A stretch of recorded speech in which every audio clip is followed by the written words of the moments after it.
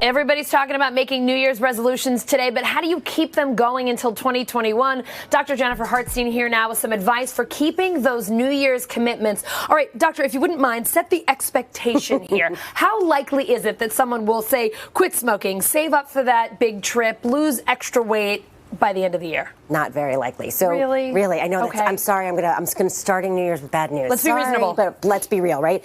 So 60% of us make resolutions, and according to statistics from last year, only 8% of us actually take it all the way and really achieve what we set. Well, those aren't great numbers. Not great numbers. Okay.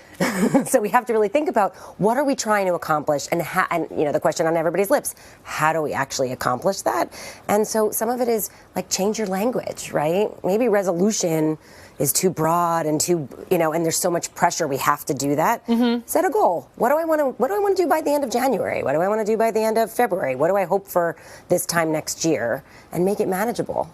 And little by little, you might actually get to the ultimate goal at the end of the year. Is there a more realistic way to make a resolution? Say, for example, if your resolution is losing weight. We know, right, the gyms are going to be packed next week. Yep. Give it a few months, and there won't be a person there. Everybody gives up. Is it unrealistic to say, I want to lose weight? I mean, if that's something that's really important to you, is there a smarter way to do it? Well, there's, you know, if you have something you really want to achieve, that you don't need New Year's to make that goal, right? I think we use New Year's as this hallmark and this benchmark, but we don't need that as the only thing. Okay. So break it down and say to yourself, okay, I want to lose weight. What's reasonable? Maybe meet with someone who can advise you on what's reasonable for yourself and help you set up a program. And then know what benchmarks you should hit at each month, so that by the end of the year, if you want to lose 20 pounds, you have 12 months, and that's a couple pounds a month, and like you can actually do that. But if we go, I'm going to lose weight and I'm jumping all in, but you never go to the gym and you've never dieted and you never eat healthy, you're setting yourself up for failure.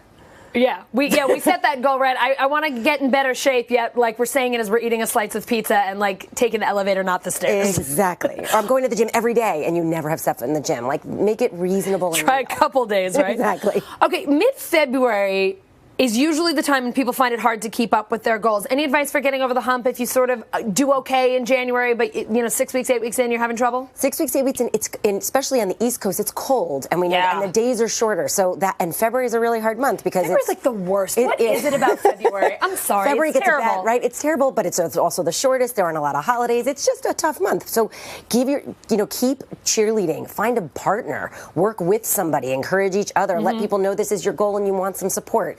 Reach out for help. I think a lot of us think we have to do this in a vacuum. Don't. Find a group. Find support. Do whatever you need to do to get yourself still moving. And if you were going 4 days a week to the gym or eating really well 4 days a week and then all of a sudden it's at 3, don't throw the baby out with the bathwater. You're still doing something good. It just might not be as consistent. The thing is, the more you make it routine, the easier it is to keep it going. What about people who say, okay, no problem, I can get to February, but like come July, I'm really in trouble. It's the summer and I'm like, absolutely not, can't do it. Well, I think the key here is the more you do it, the more habits you build. It takes 90 days to build a habit. So if you get through March, you can kind of say to yourself, okay, I got this going on. I can keep going. And you're going to adjust. Summer, everybody adjusts because we might hang out more. We might not be as stressed. The days are longer. We have more things we can do outside. So incorporate that into whatever it is you're going to want to do. Maybe instead of being in the gym, you go outside. Do something that works for you and maybe recommit to your goal every month so that you can say, okay, July is going to be a harder month. Here's how I'm going to make it work. Whatever you need to do, recommit. Are you hearing any sort of resolution trends or any things that people you work with have been coming in with this year that's maybe different from 2019? One thing I've heard, every time someone asks someone on TV, what's your resolution? Everyone says, be more present. Right. Yes, I think that's true. I think we have historically looked at physical appearance and physical health.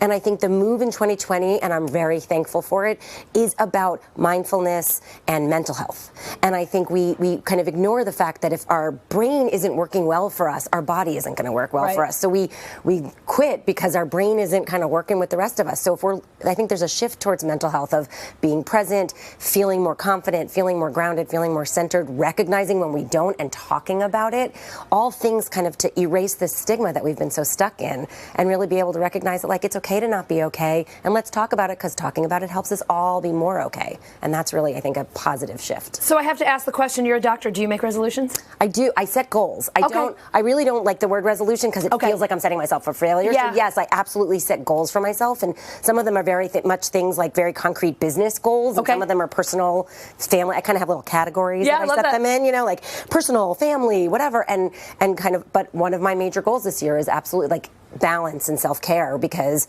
I do a lot of work for other people. What am I doing for myself? And that was kind of my big overarching kind of practicing as we head into January. So I think love goals that. are easier. Yeah, I think my favorite today, Yasmin Rasugian on MSNBC said her goal for 2020, sleep. I thought that was a really That's a good one. That's a good we one. don't think about that much, but Yasmin, that was a great one. I might steal that one for her. That's a good one too. Doctor, thank you so much for being with us. Happy New Year to you. Happy New Year to you.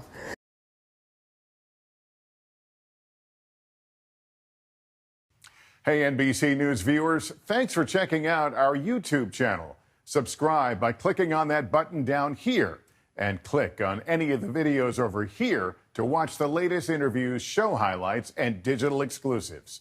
Thanks for watching.